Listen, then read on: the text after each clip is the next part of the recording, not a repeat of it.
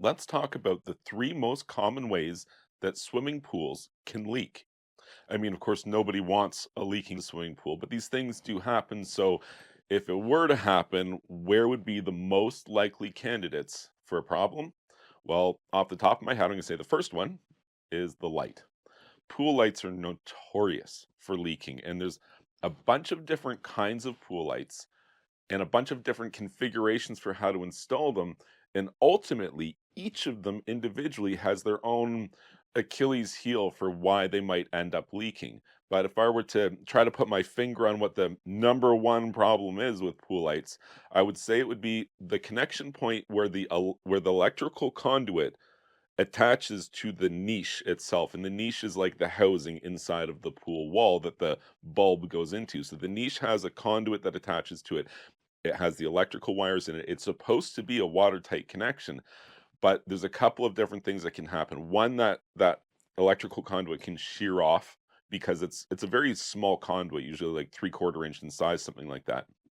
So it's not super robust and certainly wouldn't withstand a worker stepping on it or something like that. Like it'll just shear clean with the niche itself. Then you have the situation where if you use some sort of metal to connect to that, like you'd use what's called a close nipple. And if it's a material like galvanized steel or something like that, oh boy, you're gonna have some corrosion. And even really no matter what kind of metal you use, you're gonna have some corrosion because the niche and the nipple itself are different metal, and that will cause galvanic corrosion because of the differential metals.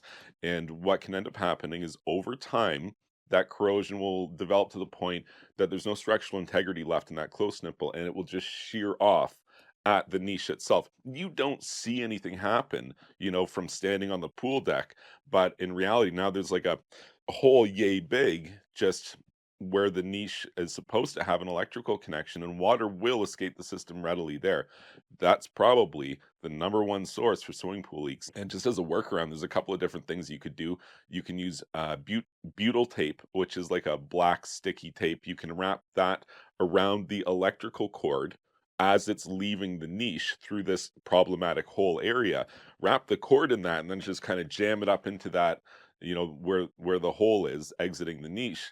And for the most part, that's a permanent solution to this very common problem. So, what else is a very common problem in terms of swimming pool leaks? Well, this one is super, super common.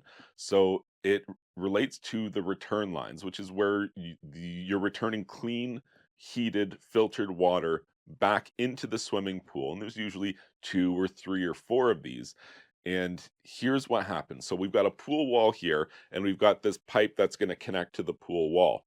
The problem is that immediately around a swimming pool, after you backfill with material, you don't compact it. You don't run commercial compaction machinery over top of that. Whereas in every other construction environment, you would, because otherwise you would anticipate settling of that substrate. It's not going to support the concrete that you have on top of it. Things are going to sink, crack, shift, move, and it's going to be a problem. But with a pool, you can't compact around that because you risk collapsing the walls inwards and causing other kinds of problems.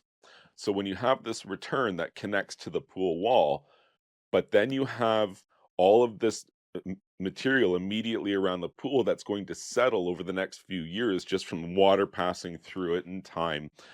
If you have a pool return that connects straight into this pool wall, but all of this stuff back here is going to sink and settle, this is what happens. You've got the wall, the pipe that connects, and then all of this stuff settles. And right where my fingertips are here is where your leak is. So it's a hinge point, a leverage point that it's all but a certainty that it's going to happen to every pool that's built unless you do this one important thing. You have a pool wall. Don't do this.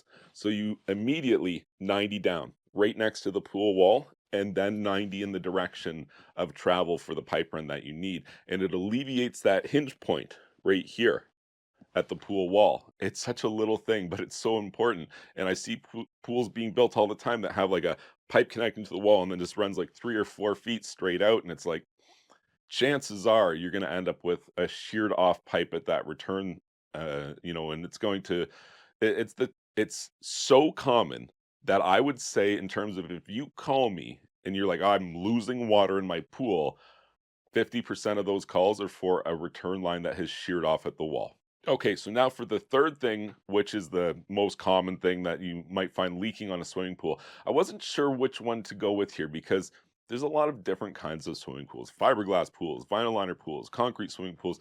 They all leak in different kinds of ways, and but I wanted to find one that really kind of covers all of them, and I think I found it. So skimmers in particular are prone to leaking. And there's a couple of different reasons why, because there's a couple of different kinds of pools, and each one has a different kind of skimmer, and each one has a different tendency to leak in its own way. But I tell you what, it's a hard environment for something to live in because you've got half of it submerged in water, half of it is above water. Most of the like, a skimmer is big, right? It's a deep, like, couple of feet long, but it's all buried below ground. But also the top of it is usually set into your pool deck, which travels independently from the pool walls, which are buried in the ground. So the whole thing just creates this kind of nightmare situation for creating something which is watertight, but not actually attached to the pool wall. It's kind of sitting behind the pool wall. And with a concrete pool, you literally pour a 3-foot cube of concrete around that skimmer to try to anchor it to the pool wall and prevent it from moving. And even still, they end up leaking, which is crazy. How can it end up leaking? It's encased in 3 feet thick of concrete, and yet, even still, it can end up leaking. That's how difficult it is to perfectly seal around a skimmer. And that's true regardless of whether you're talking about a fiberglass pool, a vinyl liner pool, or a concrete swimming pool. These are just three examples of very common ways in which pools leak. And if you're dealing with a leaking pool, like, I mean, that's probably your first things that you're looking at is some of the stuff that I've talked about here. Over and above that, I would recommend that you do a bucket test, which is simply to fill your pool to operational level, record that level, and then take a bucket or open container of some kind and sit it on a ledge or a step in your pool and fill it with pool water such that the bucket level and the pool level are exactly the same. Wait 24 hours and then note whether there's a difference in water level between the bucket and the pool or not. The bucket and the pool should evaporate at exactly the same rate. If the pool's losing water faster than the bucket, that means you have a leak in the pool, in which case you do this: refill it back up to that same operational level again so that the bucket and the water level in the pool are exactly the same. But this time I want you to turn your pump off. Turn your pump off for 24 hours and let's see what happens. Do you lose the same amount of water as before? Do you lose a different amount of water or maybe no water at all? These are the first steps that I would be taking if I had a leak in my swimming pool. And if I was determined that I had a leak, I'm probably looking in one of these three areas that I was talking about earlier. If you found this information helpful, please be sure to like this video and subscribe to my YouTube channel. And you can check out my website, swimmingpoolsteve.com.